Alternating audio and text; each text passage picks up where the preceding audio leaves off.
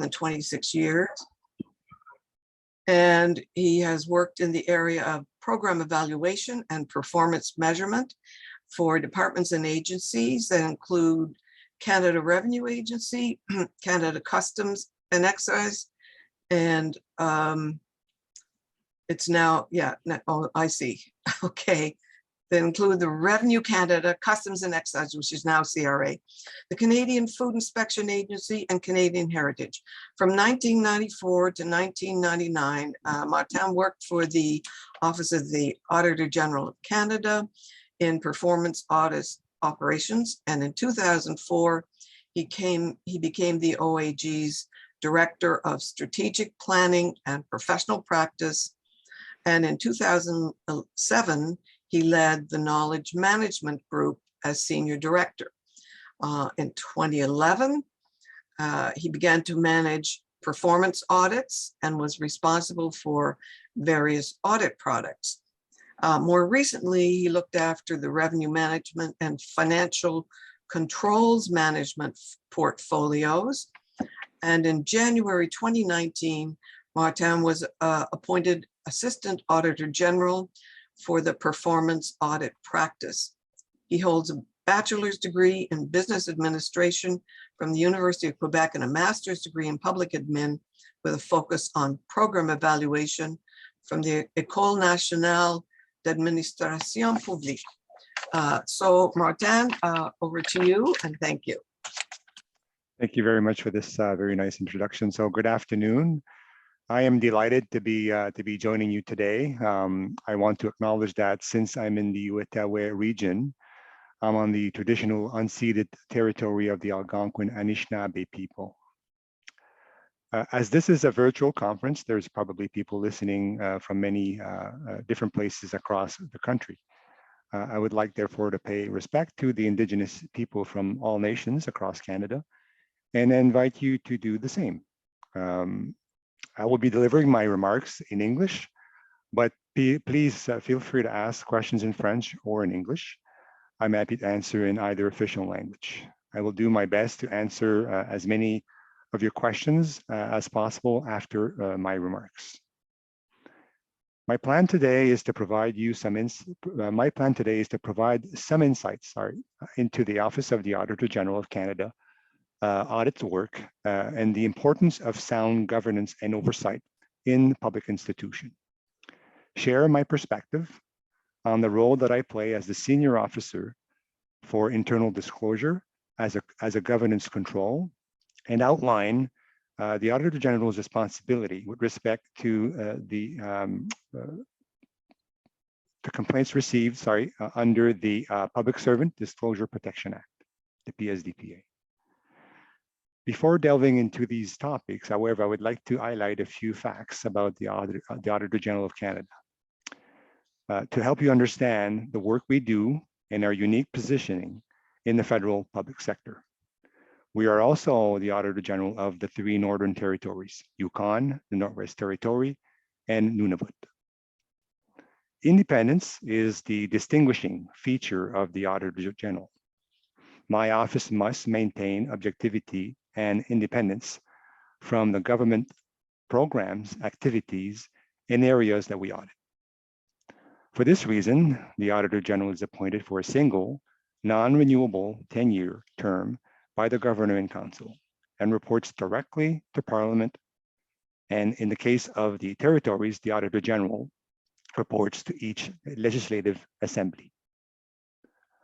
Over half of our work is spent auditing the financial statements of the Government of Canada and around 70 other federal organizations.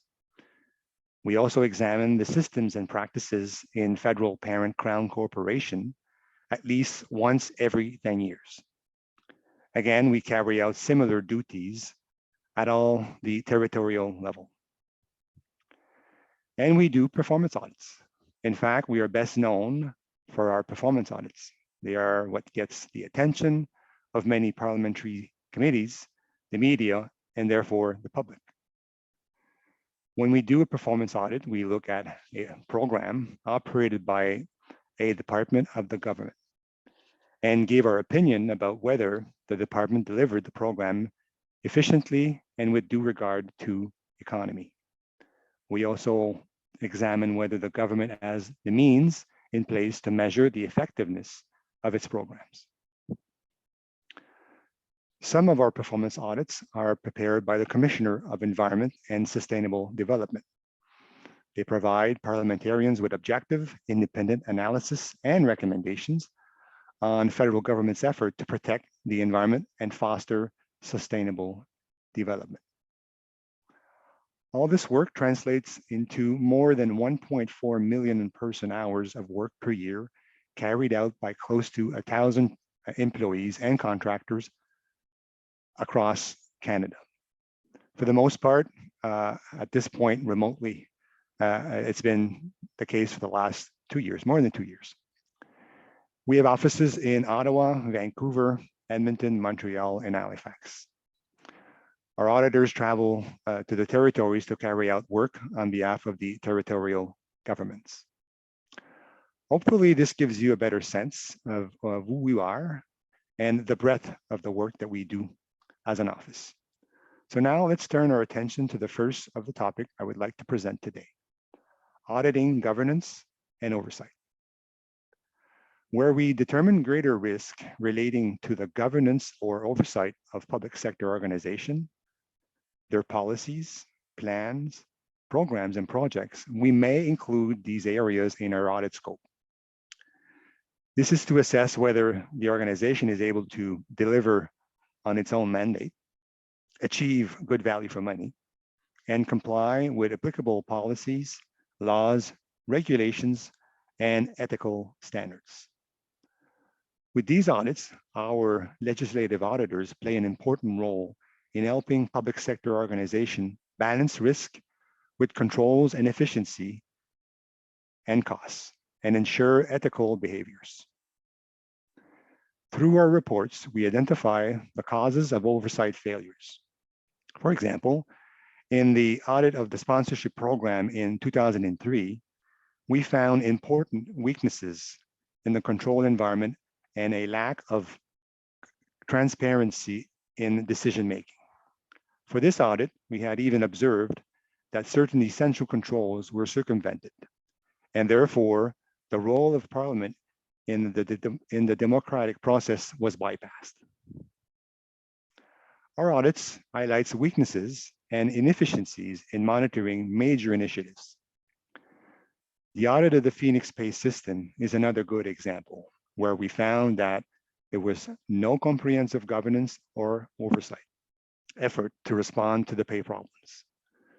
We concluded that the Phoenix project was an incomprehensible failure of project management and oversight, which cost the federal government hundreds of millions of dollars and enormous impact financially and psychologically on tens of thousands of public servants. Our audits help federal organizations improve their oversight performance and avoid repeating past mistakes. For example, I mentioned earlier that our work includes auditing the systems and practices of Crown Corporation. As we conduct these audits, we often come across governance and oversight issues, such as conflict of interest not declared or documented, oversight activities and decision not well documented, replacement of board members not completed or staggered in time. These are all issues that can affect the performance of these organizations and place them at risk of undermining the public confidence in the public service. Sound governance and oversight can serve as a safety net to ensure, for example, that steps are taken to manage known conflict of interest and other threats to independence, that the organizational code of conduct is respected, that the segregations of duty between the board and management is understood and followed, and that the head of the organization remains transparent with the board directors or does not become too familiar. These are the areas that we raise in our recommendation, which are part of every audit report that we deliver. I'm going to turn now to the role I play as Senior Officer for Internal Disclosure under the Public Servants Disclosure Protection Act, PSDPA. The PSDPA came into force in April 2007. It sets out procedures for disclosing wrongdoing in the public sector. It also provides a protection against reprisal for public servants who, in good faith, disclose wrongdoings or who cooperate in good faith in a disclosure investigation conducted under the Act. All employees, including people outside the public sector, such as external contractors, can confidentially disclose a wrongdoing to any one of the following three people: their immediate supervisor, the organization's senior officer for internal disclosure, or the public sector integrity commissioner. The senior officer for internal disclosure is also available to answer employees' questions about the Act. For example, to better understand the distinctions between internal policies on prevention and workplace violence and the harassment-free workplace policy. Employee can also attend yearly training session on the code of value ethics and professional conduct. Information is communicated to employees on the role of the senior officer for internal disclosure, the process to come forward if employees or supervisors have reasons to believe that serious wrongdoing has occurred within their workplace, what employees and supervisors need to know about the Act, and so on. We also have an email by inbox in my office, accessible only to myself, that our employees can use to make a protected disclosure. This not only allows internal disclosure to continue to be handled in accordance with the PSDPA and our internal procedures, but also allows the OAG to meet its reporting obligations under the Act. A disclosure made in accordance with the PSDPA is confidential, and the identity of the persons involved in the disclosure process is protected in accordance with the Act. The Act also offers protections against reprisal. Like all deputy heads in the federal government, the Auditor General has specific duties under the PSDPA. Establish internal procedures to manage disclosure made under the Act. Designate a senior officer to be responsible for receiving and dealing with disclosures of wrongdoings. Protect the identity of persons involved in the disclosure process, including that of the persons making disclosures, witnesses, persons alleged to be responsible for wrongdoing, and establish procedures to ensure the confidentiality of information collected in relation to the disclosures of wrongdoings.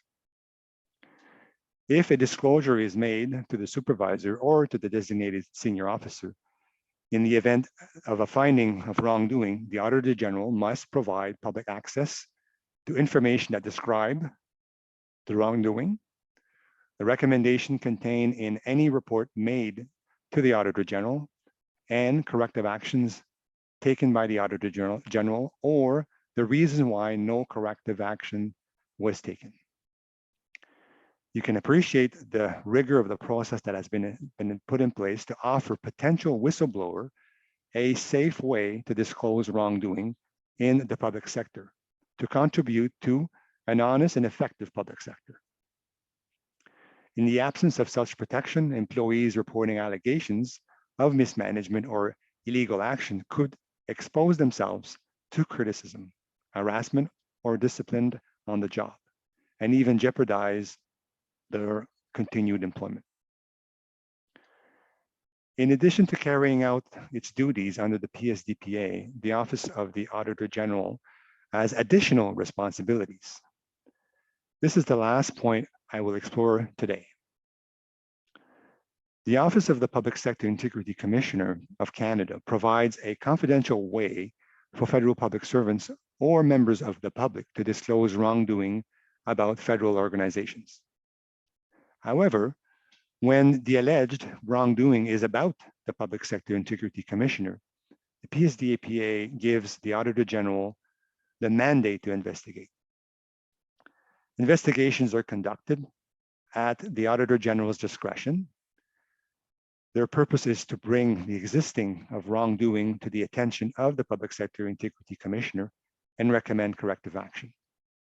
Founded cases of wrongdoing must also be reported to Parliament. When a public servant alleges wrongdoing about the Public Sector Integrity Commissioner of Canada, the Office of the Auditor General of Canada must complete 5 important steps. First, review the case for admissibility. The disclosure is examined against the mandate, the definition of wrongdoing, and related factors, and the restrictions and discretion of the Auditor General. A recommendation is made to the Auditor General about whether there are sufficient grounds for further action. Second, decision whether to take further action. The disclosure is informed in writing whether the case will be closed or further action will be taken. If an investigation is launched, the Public Sector Integrity Commissioner is notified. Other individuals may also be notified, including persons alleged to have committed wrongdoing. The third step, investigation. The investigation is conducted promptly and informally. Anyone who may be adversely affected is given the opportunity to answer the allegations. Fourth, determine whether wrongdoing occurred. The Auditor General makes a decision. Persons who were notified of the investigation are informed of the outcome in writing. If wrongdoing is found or the investigation is ceased, the file is closed. The last step is reporting the findings. If wrongdoing is found, the Public Sector Integrity Commissioner is informed and given the opportunity to respond to the recommendations concerning corrective measures. Parliament is informed within 60 days thereafter. For example, in 2014, the Auditor General issued a report that presented findings of such investigation.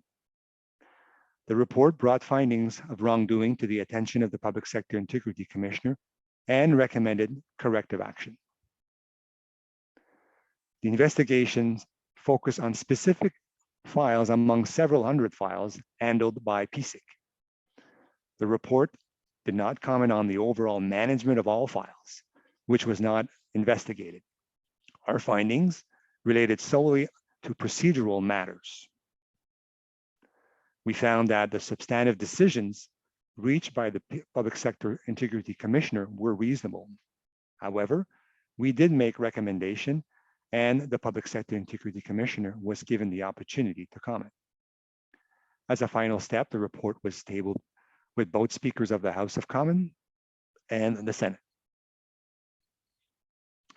In 2010, in another case, we investigated and assessed allegations pertaining to the conduct of the Public Sector Integrity Commissioner, including interactions with PSIC staff and the Commissioner's performance of her mandated functions. We found that the Public Sector Integrity Commissioner engaged in inappropriate conduct and interactions with PSIC staff and in retaliatory actions against former PSIC senior executive. We also reviewed a number of closed operational files and found that decisions were not supported by the nature of the work performed, the documentation on file, or both. We concluded at the time that the allegations made by the complainants concerning the Commissioner's inappropriate conduct and interaction with PSIC staff, retaliatory actions by the Commissioner, and the failure by the Commissioner to properly perform her mandate functions were founded. My comments today were meant to illustrate how the Auditor General's Office contributes to the trust in public institutions by helping federal government organizations improve their governance and oversight practice, and ultimately influence constructive change in government for the benefit of every Canadian. While I have provided some details on how my office exercised its responsibility under the PSDPA, I hope I have also provided you with some insights into how whistleblowing can serve as a governance control to encourage employees in the public sector to come forward if they have reason to believe that wrongdoing has taken place in their workplace. With that, I'm happy to turn the floor over to you to answer your question. Merci. Thank you.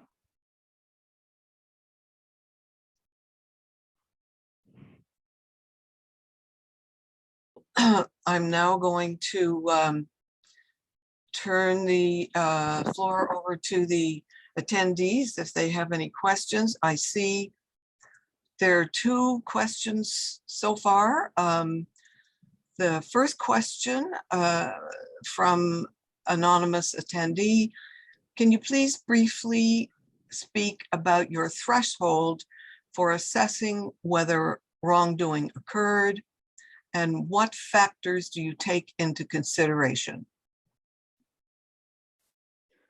Thank you for the question. I would say any people, any employees that come to me and raise these issues, not to say that I would launch specifically an investigation. I would definitely one, try to understand the nature of the allegations that have been made, severity, and also looking at aligning it, also looking at the definition within the act in terms of making sure that the parameters of the act are like the definition is aligning to what's being raised. Often people come to me, one, because they are seeking clarity, and as I said in my remarks, understanding the distinction between existing policies, for example, on workplace violence, and trying to make sense of whether or not the complaint should be made against a given policy that is not necessarily the PSDPA. So I'd say the threshold, I think I would welcome any people coming to me and raising those concerns, me asking specific questions, even people coming forward anonymously. Sometimes we can get anonymous, and I would further investigate the file and see whether or not it is founded, if there's ground to believe that wrongdoing has been done. So the questions are piling up here. So we'll take them in order, if that's okay. Next one is from David Hutton, and he asks, what is the position of the OAG regarding the effectiveness of the PSDPA regime, given that it has been rated as one of the worst on the planet by leading experts in this field, namely the Government Accountability Project and the International Bar Association, and that none of the sweeping changes recommended in 2017 by the Government Operations Committee have been implemented? My answer will be quite short on this one. We don't really comment on sort of position of the government or policy of the government or even the act specifically. As I said in my remarks, when we conduct audit, we need to remain independent in the work that we do. We look at programs and we audit these organizations from the perspective of programs that have been put in place by those organizations. So specifically, this position around the effectiveness of the PSDPA, I would not be able to pronounce myself on that question, or even the current sort of state of the implementation or the application of the act. Well, this is an interesting question, because it links a little bit to one that I was going to ask in terms of your audits. You mentioned auditing for good value for money. Did I hear you say you audit for compliance with the law as well? We do audit compliance with the law. We would need to do an audit specifically on PSIC to look into specifically how, for example, how the program would be managed. That's something we definitely can do. Right. But our focus is often more on areas of risk, where I would say the Canada Revenue Agency, where basically services that are rendered to Canadians to make sure that those services are of value, are effective, and then due regard, for example, to economy. So again, yes, we could audit the in accordance with the Act, but it's not an area that I could comment about the application of the Act specifically. Right. Okay. So But this is standard part of your procedure when you do your value for money audits, and compliance with the law is standard part of it, and It, code of ethics. it is, because when the foundation of the work that we do is definitely anchored on in all the acts. The Canada Revenue Agency Act is where we start with. That's where we build our criteria to assess performance of a given program, for example. Okay. Okay, and so you, just clarifying then your role, you audit the government departments, right? That's we agencies, government departments. We also do crown corporations. So, for example, the CBC, Radio Canada would be an organization that we would do. We would do Canada Post. So these are the type of organization that we will also conduct work. We did the defense, all departments that are within the federal government. We would do audits on them. Okay. All right. So then I guess that leads to my question, and it I think is kind of a follow on from David's, who has concerns about the PSDPA and the recommendations in the 2017 review by members of Parliament, and they were unanimous in their recommendations. And their leadership, from what I can see, they actually flouted the law. They did not uphold the law themselves. So I guess my question is, who audits the politicians? Is that left up to Canadians at election time, or is there any oversight at all for how Parliament functions? And I can give you an example. For example, the law stipulated that there is to be a review. This is the PSDPA within 5 years. That review never took place. So that was a breaching of the law by politicians. And it also said that there should be an independent, that review should be independent. So in 2017, there was a review by parliamentarians, but that was not an independent review, unless my definition of independent is different from Parliament, which it may very well be, but independent to me is review by outside independent impartial people.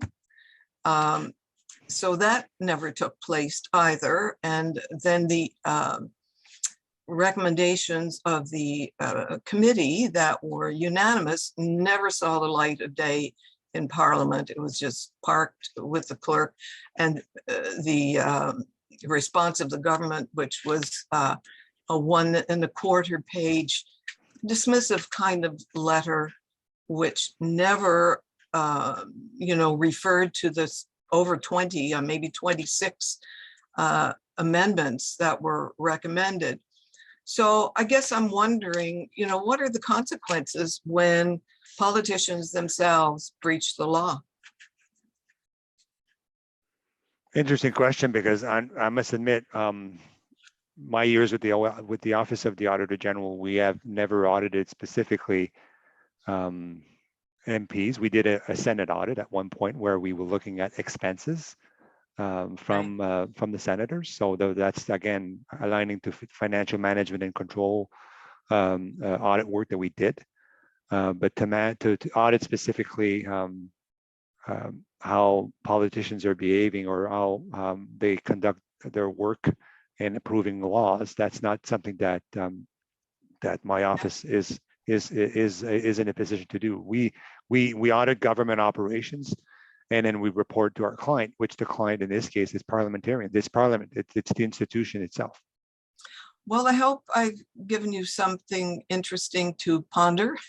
Yes. Because I think it's a bit of a gap, really. If we have laws that I remember reading a submission by the Canadian Bar Association. I've been trying to get their attention. They were very upset when the government was a few months late in reviewing the Conflict of Interest Act, and they recommended that Parliament pass a new law,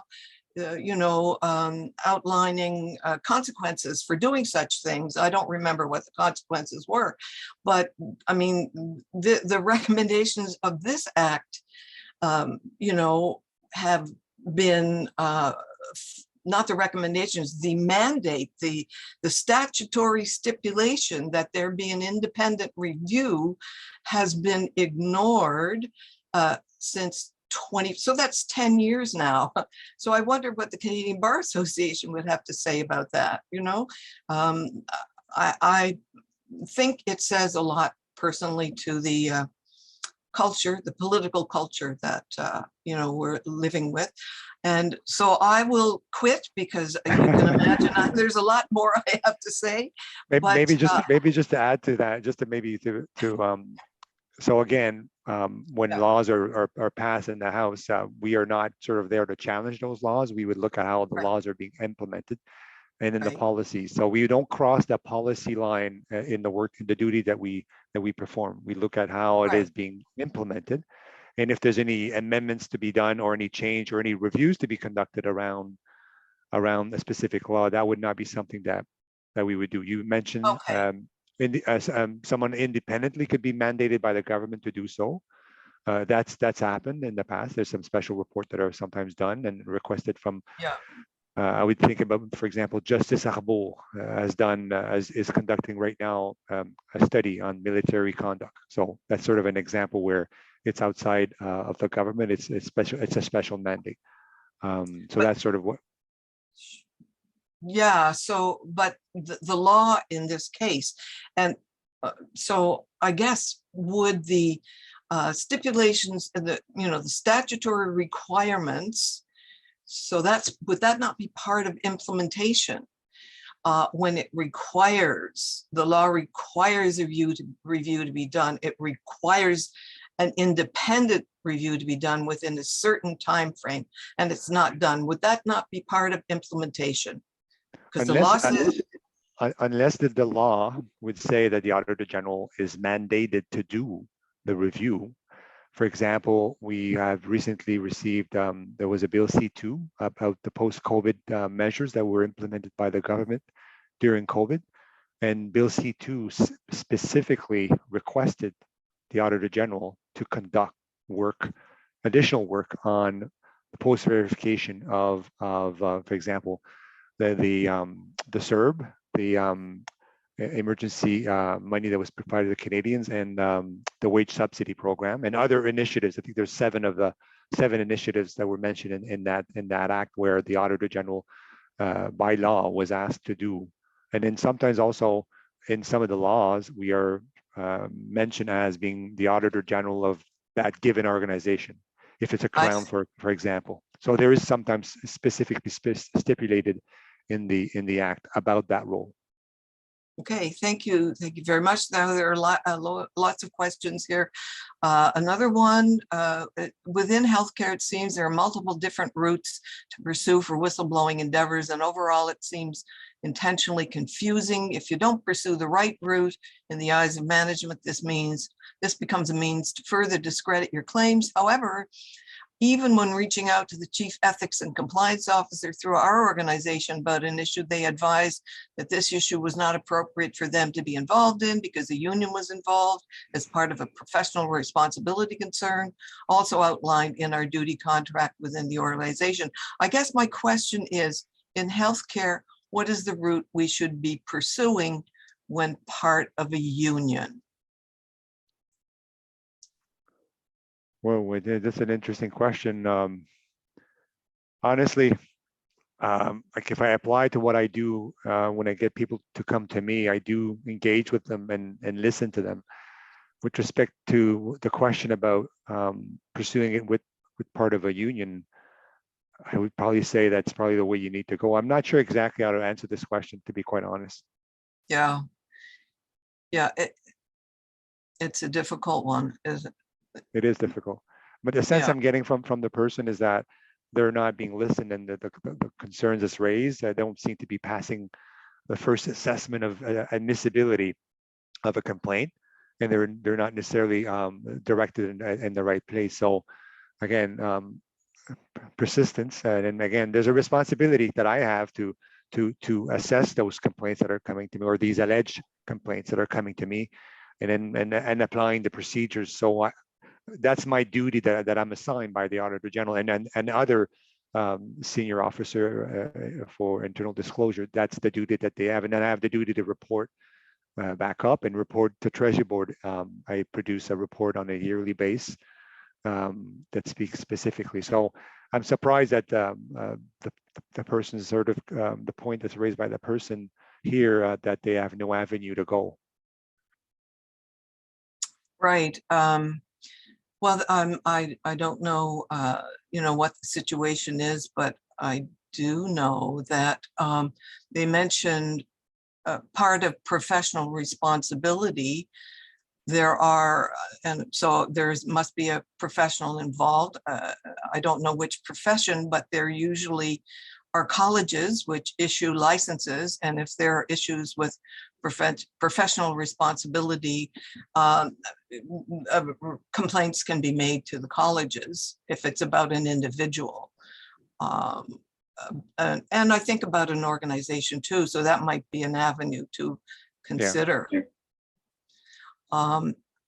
All right, then for the next question, Dr. Karen Breek, am I correct in understanding that serving military and Veterans Affairs clients, veterans, are not considered public servants, and as such, they do not fall under the Public Servants Disclosure Protection Act? If true, what role, if any, does the OAG play in helping whistleblowing reporting of federal wrongdoing from these federal members? So on the first part of the question, I don't know exactly if this is accurate to say that military and veterans are not part. So that's a question that would be better directed to PSIC, for example, in terms of that. Yeah.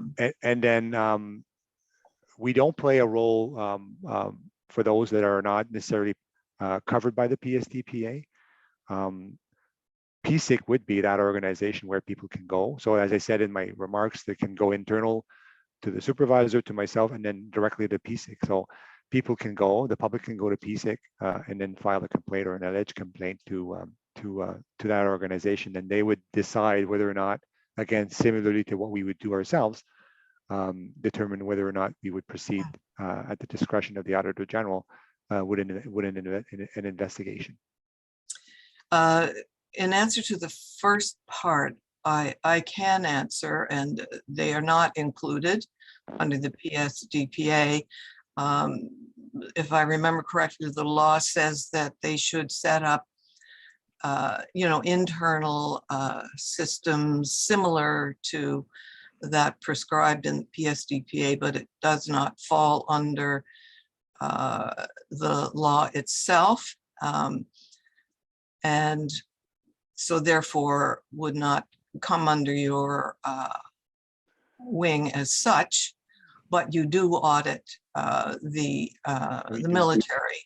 Yeah, we do. So, and actually, this coming Tuesday, we are tabling a report in the House of Commons related specifically to veterans in terms of the services provided by that department, as well as the RCMP. RCMP and the veterans falls within the same category in terms of having access to specific funds. So we're tabling a report on this to show some challenges in the delivery of the program. So not specific cases, but the management of the program as a whole, in terms of process, in terms of time weighted by former military veterans. Right. Thank you. So the next question, and we have a few more minutes here, is from Ian Braun. Ian says, to add to David's questions and to ask you to put your evaluation hat on, how would you go about assessing the whistleblowing regime created under the PSDPA?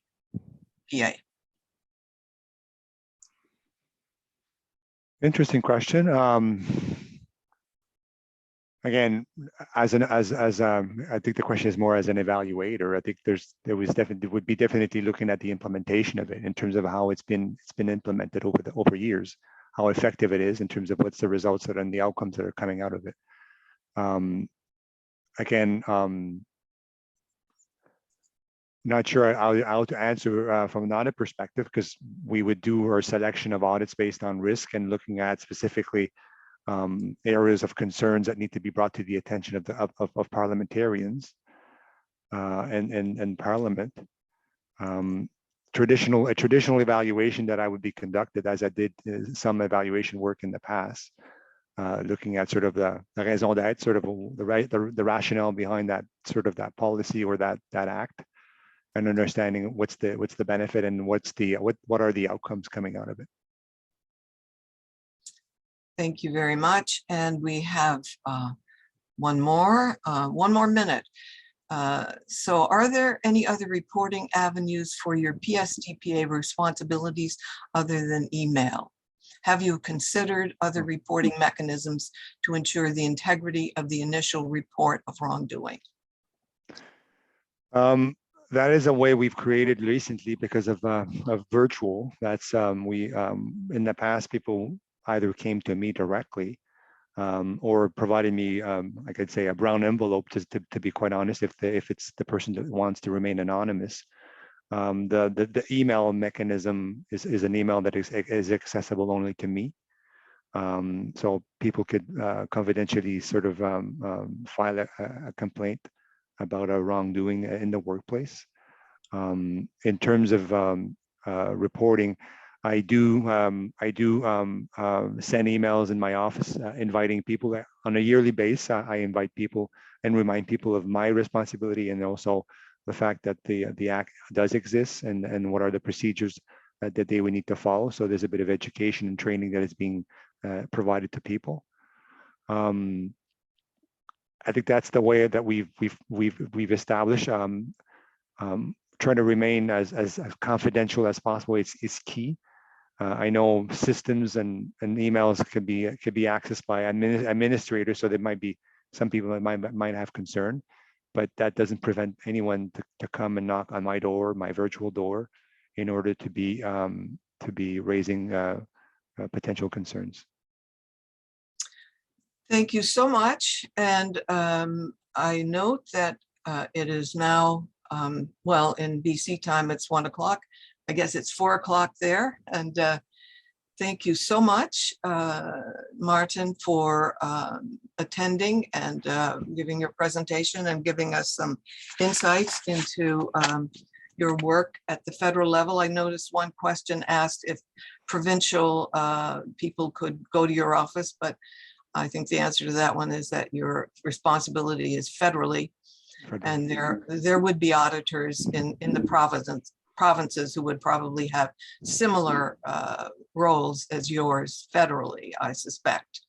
Yeah. Most provinces do.